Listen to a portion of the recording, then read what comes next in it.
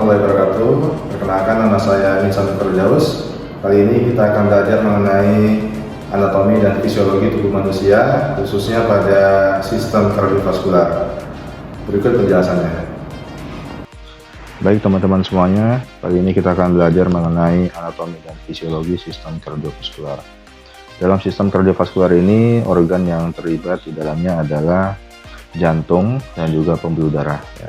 Jantung merupakan salah satu organ yang sangat vital, ya, yang terletak di dalam rongga toraks. Yang mana jantung tersebut itu memiliki fungsi untuk memompa darah dan mengalirkannya ke seluruh tubuh. Ya, dia memompa dari jantung, kemudian ke seluruh tubuh, kemudian berfungsi untuk menyuplai kebutuhan oksigen dan juga nutrisi untuk metabolisme sel dan juga jaringan. Nah, dari jantung ini dialirkan ke seluruh tubuh, ya. Jadi misalkan contohnya adalah ke otak, ya, atau ke paru-paru, atau ke organ-organ lain, ya, yang mana nanti untuk digunakan sebagai metabolisme sel ataupun jaringan di organ tersebut.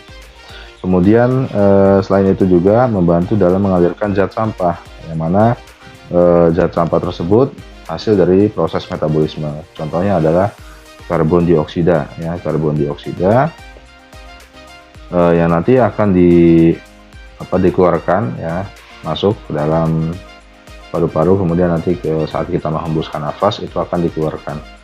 Nah, selain itu juga zat sampah metabolisme lain, ya, itu nanti akan dikeluarkan melalui ginjal, ya, nanti akan dibuang, diekskresikan bersama dengan urin, ya. Kemudian jantung sendiri itu di bagian luar itu memiliki lapisan membran, ya, yaitu perikardium, yang mana itu sebagai pembungkus dari jantung itu, ya, untuk melindungi jantung. Kemudian kalau misalnya kita lihat organ jantung, di sini banyak sekali pembuluh darah, ya. Ada pembuluh darah besar, di sini ada arteri, yang terbesar adalah arteri aorta di sini. Kemudian ada vena cava, ya, ada vena cava superior dan ada vena cava inferior. Ya. Kemudian di sekitarnya juga ada arteri pulmonalis, ya. Ada arteri pulmonalis di sini, ya. Di sini juga ada arteri pulmonalis di sini, ya. Kemudian ada vena pulmonalis di sini. Ya. Selain itu di sekitaran jantung juga terdapat banyak sekali lapisan jaringan lemak, ya. Di sini jaringan lemak yang warna kuning-kuning ini ada jaringan lemak. Kemudian pada bagian yang agak sedikit lancip ini, ya, agak sedikit runcing ini disebutnya sebagai apex, ya, apex jantung, ya, atau puncak dari jantung itu sendiri. Nah, kemudian kalau misalkan kita lihat di antara lapisan membran perikardium ini dan juga jantung di sini, ini ada semacam space di sini, ya, atau ada semacam rongga yang di dalamnya itu terdapat cairan perikardium, yang mana berfungsi atau berperan dalam memberikan elastisitas pada jantung supaya saat jantung itu memompa itu tidak kaku dan melindungi jantung itu sendiri dalam proses kontraksi. Nah, kemudian kalau misalkan jantung itu kita bagi menjadi dua bagian, ya, dipotong seperti itu, jantung ini akan terlihat di dalamnya itu terlihat seperti ruangan, ya, ada beberapa ruangan di sini. Yang pertama di bagian atas di sini itu ada atrium, ya, bagian atas. Dan atrium ini itu ada bagian dekstra atau bagian kanan dan juga ada atrium sinistra, yang bagian kiri. Kemudian di bawahnya ada ventricle, ya, ada ventricle bagian kanan, ya, kemudian ada juga ventricle bagian kiri. Nah, selain itu juga lapisan jantung ini bagian luar ini adalah, nah, bagian sini nih, ya, bagian luar sini tadi sudah dibahas, ada lapisan perikardium ya, bagian tengah di sini, bagian sini. Ini adalah lapisan miokardium ya, lapisan miokardium atau lapisan otot jantung. Miokardium. Sedangkan bagian sini ini adalah lapisan endokardium ya. Nah, kemudian di tengah-tengah bagian antara jantung sebelah kanan dan juga jantung sebelah kiri ini ada kayak semacam pembatas di sini, yaitu interventricular septum ya. Interventricular septum, yaitu kayak semacam pembatas, dinding pembatas yang membatasi antara jantung bagian kanan dan jantung bagian kiri. Kemudian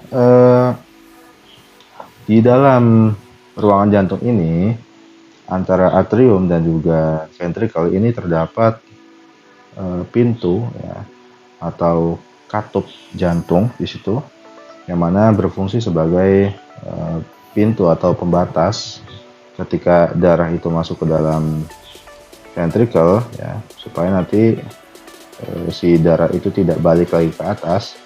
Itu pintu ini harus ditutup ya. Nah, bagian pintu-pintu ini itu juga ada namanya. Yang bagian kanan pintu atau katup yang membatasi antara atrium dan juga ventricle ini itu adalah katup atrioventricularis ya. Atau pada bagian kanan ini disebutnya sebagai katup tricuspidalis ya. Tricuspidalis, katup tricuspidalis.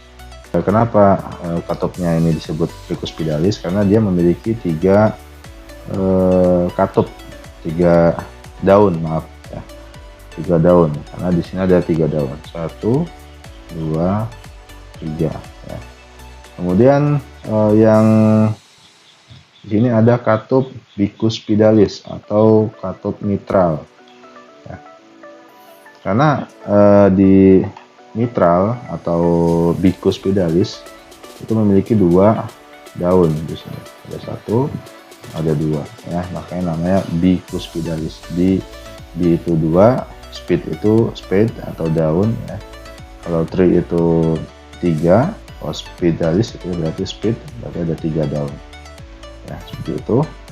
Nah, yang mana fungsi dari masing-masing katup itu ya, terutama yang atrioventricularis ini itu sebagai pintu masuk darah ketika dari atrium masuk ke dalam ventricle. Selain itu juga dia sebagai pembatas ya, pembatas atau penahan agar darah itu ketika sudah masuk ke dalam atrium masuk ke dalam ventricle itu tidak kembali lagi ke ruangan atrium ya, seperti itu. Nah, selain ada katup atrioventricularis, di sini juga ada katup semilunaris ya, semilunaris ya, yang terdapat di antara ventricle dengan pembuluh darah berikutnya ya, di sini. Nah, sedangkan katup semilunaris ini juga ada 2 juga ya, karena ventricle juga ada 2, bagian kanan dan bagian kiri. Nah, yang membatasi antara bagian ventricle kanan dengan pembuluh darah setelahnya itu adalah katup pulmonal ya, katup pulmonal ya, atau pulmonary valve ya. Kemudian katup yang membatasi antara ventricle kiri dengan pembuluh darah setelahnya, ventricle kiri pembuluh darah setelahnya adalah aorta di sini ya, aorta. Nah, sehingga katupnya ini disebutnya sebagai katup aorta ya, katup aorta ya. Nah ya, jadi kalau misalnya kita lihat ini adalah katup tricuspidalis. Kemudian yang di sini ya, ini adalah katup mitral ya. Kemudian yang di sini adalah katup pulmonal ya, katup pulmonal. Kemudian yang ada yang bagian sini, di bagian dalam sini ya, itu ada katup aorta ya. Seperti itu. Jantung dalam menjalankan fungsinya sebagai pompa, ya, pompa darah. Jantung ini memiliki energi yang mana itu dihasilkan dari jantung itu sendiri, ya, yaitu kemampuan untuk menghasilkan listrik. Ya. Dikarenakan jantung ini memiliki sel kontraktil, ya, sel kontraktil, dimana di dalamnya itu banyak sekali aktivitas elektrolit, ya, keluar masuk dari sel miokardium, yang mana dari aktivitas seluler tersebut itu menghasilkan suatu aktivitas listrik, ya, yang mana dia nanti berperan sebagai pacemaker, ya. Sumber listrik jantung, ya, di sini ada 4, ya, ada 5, ya. Yang pertama adalah nodus sinoatrial, di sini sebagai sumber energi terbesar, ya, yang terletak di atas atrium, ya. Jadi untuk menghasilkan kontraksi yang sempurna, contohnya seperti ini, ya, seperti ini. Jadi antara atrium, ventricle, dan bagian yang lain itu untuk bisa memompa jantung secara penuh itu membutuhkan energi yang sangat besar, ya. Itu yang mana itu energinya harus berasal dari nodus sinoatrial ini, ya.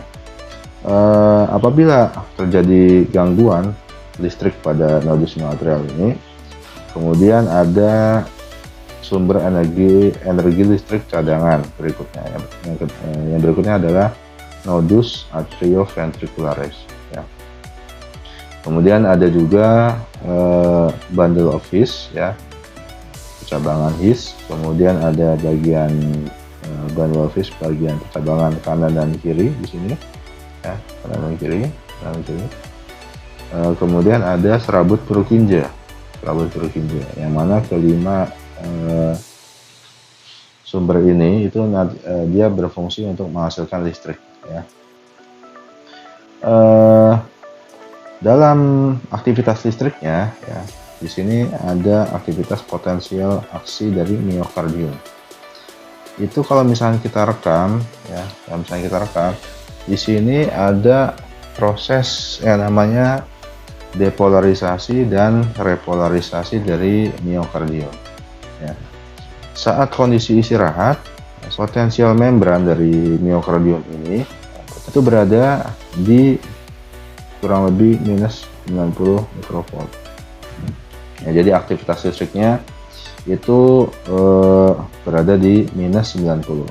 Nah, kemudian di dalam miokardium tersebut itu terjadi aktivitas listrik tadi yang saya sebutkan tadi di sini, ya, yaitu aktivitas perpindahan molekul elektrolit, ya. Di situ ada natrium dan juga kalium, ya. Ada Na dan juga Na+ dan juga ada kalium, ya. Yang mana yang pertama di sini ada aktivitas natrium, yang mana natrium tersebut itu akan masuk ke dalam sel, ya. Jadi misalkan ini adalah sel, kemudian di sini ada bagian intrasel dan di sini bagian ekstrasel. Nah, mayoritas natrium itu ada di ekstrasel, ada di luar sel, ya. Nah, karena paling banyak natrium itu berada di luar sel. Nah, kemudian terjadi proses yang namanya depolarisasi di sini. Depolarisasi ini berarti kalau yang namanya polar itu berarti kondisinya negatif, ya. Karena ini depolarisasi, maka kondisi negatifnya itu jadi berkurang, jadi menuju ke arah positif, ya. Grafiknya menuju ke arah positif. Kenapa kok bisa narik ke arah positif? Nah, di sini dikarenakan ada aktivitas perpindahan natrium yang masuk ke dalam intrasel, ya. Karena natrium ini memiliki muatan positif di sini. Nah, karena banyak sekali natrium yang masuk ke dalam intrasel, sehingga muatan yang ada di dalam intrasel ini itu seketika dia berubah, ya. Yang awalnya minus 90, kemudian secara drastis dia naik sampai ke plus 20 mikrovolt, ya, sampai sini. Nah, kemudian ketika sudah mencapai ini, natrium yang masuk itu menjadi stabil, ya, menjadi stabil, ya, menjadi stabil. Dan juga mulai masuk kalsium di sini, ya, kalsium masuk. Nah, sehingga secara grafik dia akan melewati fase plato, namanya plato atau fase datar. Nah, kemudian setelah melewati fase plato ini, pintu kanal ion natrium ini akan tertutup dan bergantian akan terbukanya pintu kanal kalium, ya. Yang mana kalium ini itu lebih banyak terdapat di dalam intrasel. Nah, dikarenakan kalium juga ini muatannya positif, ya, dan ketika pintunya itu terbuka, karena kalium ini lebih banyak di intrasel dan pintunya terbuka, maka kalium akan berpindah, ya, dari konsentrasi tinggi ke konsentrasi rendah. Tingginya kan di intrasel, rendahnya di ekstrasel. Berarti dari dalam keluar, ya. Karena kalium ini juga memiliki muatan plus atau positif, maka kondisi dari intrasel yang tadinya 20, ya, plus 20 mikrovolt ini akan berkurang, ya, akan kembali ke arah polar atau ke arah negatif, ya, ke arah negatif. Sehingga kalau misalnya kita lihat grafik potensial membran, ya, dia akan turun, ya, menuju ke arah negatif lagi. Nah, di sini ini disebutnya sebagai fase repolarisasi, ya, seperti ini, ya. Dan ini potensial membran, potensial ASI ini itu terjadi terus menerus, ya, terus menerus, sehingga menimbulkan grafik yang seperti ini, ya, ya, seperti itu. Kemudian kalau misalkan kita lihat, ya, aktivitas listrik tersebut itu bisa kita rekam, ya, bisa menggunakan alat yang namanya elektrokardiografi atau EKG, yang mana di sini kalau misalnya kita lihat di sini ada gelombang, ya, ada gelombang P, Q, RS, ya, kompleks QRS, dan gelombang P, yang mana dari masing-masing inisial ini, ya, itu melambangkan aktivitas tertentu di dalam jantung. Nah, pertama kita bahas yang bagian P dulu. Bagian P ini terjadi akibat adanya depolarisasi dari atrium, ya, depolarisasi dari atrium. Jadi kalau misalnya kita perhatikan gambar yang ini, ya, nah, gambar ini antara ruang atrium dan juga ventricle ini kontraksinya atau mompanya itu tidak berbarengan, ya. Jadi ganti-gantian, atrium ventricle, ya. Jadi ganti-gantian, jadi tidak berbarengan memompa, ganti-gantian. Kenapa seperti itu? Karena dari atrium memompa, dia masuk ke dalam ventricle, kemudian gantian ventricle memompa menuju ke paru-paru kalau yang ventricle kanan, kalau yang ventricle kiri dipompa masuk ke dalam aorta dan nanti masuk ke dalam seluruh tubuh, seperti itu. Nah, sehingga kontraksinya itu tidak berbarengan. Nah, saat terjadi depolarisasi, ya, pada atrium, ini kita bicaranya aktivitas listriknya, ya, itu maka akan menimbulkan muncul gelombang P di sini, ya. Kemudian setelah atrium berkontraksi atau depolarisasi, darah akan masuk ke dalam ventricle, ya, darah akan masuk ke dalam ventricle. Ketika ini dipompa, ya, pompa, dari atrium, kemudian darah masuk ke dalam ventricle di sini. Nah, kemudian selanjutnya adalah ventricle yang mengalami depolarisasi ya, atau mengalami kontraksi. Ya. Nah, ketika depolarisasi ventricle ini muncul, ya, itu bisa diketahui dengan adanya atau munculnya dari kompleks QRS. Ya. QRS. Ya. QRS. Nah, itu terjadi depolarisasi atau kontraksi dari ventricle, ya, baik yang kanan ataupun yang kiri. Nah, kemudian setelah kontraksi, ya, prinsipnya otot, ya, ketika itu otot kan fungsinya kan untuk menghasilkan suatu gerakan, ya kan, gerakan. Kalau gerakan yang dinamis berarti ada yang namanya kontraksi, ada yang namanya relaksasi. Ya.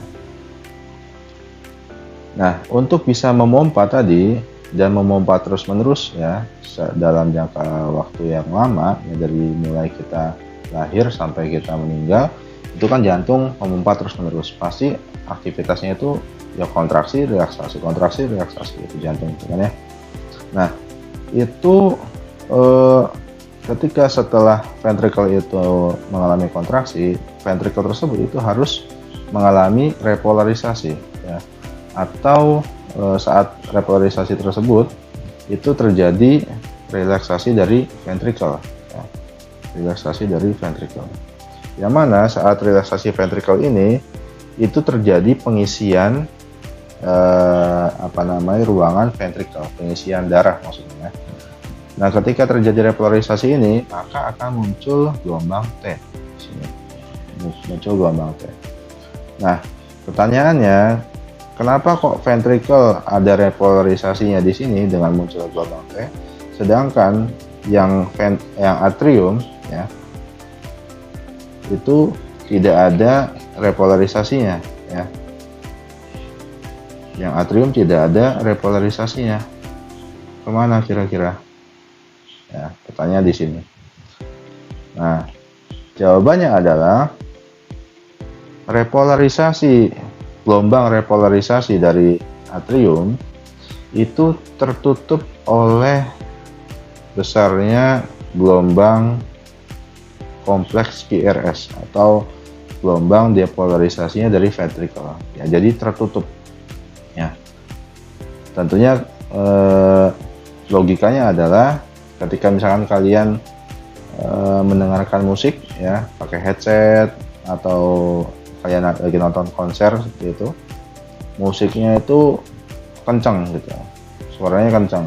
Kemudian teman yang ada di sebelahnya ngajakin ngobrol, tentu suara temannya itu akan sedikit tidak terdengar, ya, karena suara speaker yang dari konser itu lebih dominan, lebih keras gitu. Jadi suara yang kecil itu tidak terlalu terdengar gitu ya, atau tidak jelas gitu. Nah, ini juga sama ya, karena kompleks QRS ini besar ya, energinya besar atau gelombangnya besar, sehingga gelombang dari repolarisasi atrium ini tidak nampak di sini, tidak terbaca seperti itu ya. Ya, baik, demikianlah pembelajaran kita mengenai anatomi dan fisiologi pada sistem kardiovaskular. Semoga ilmu yang bermanfaat dan selamat belajar.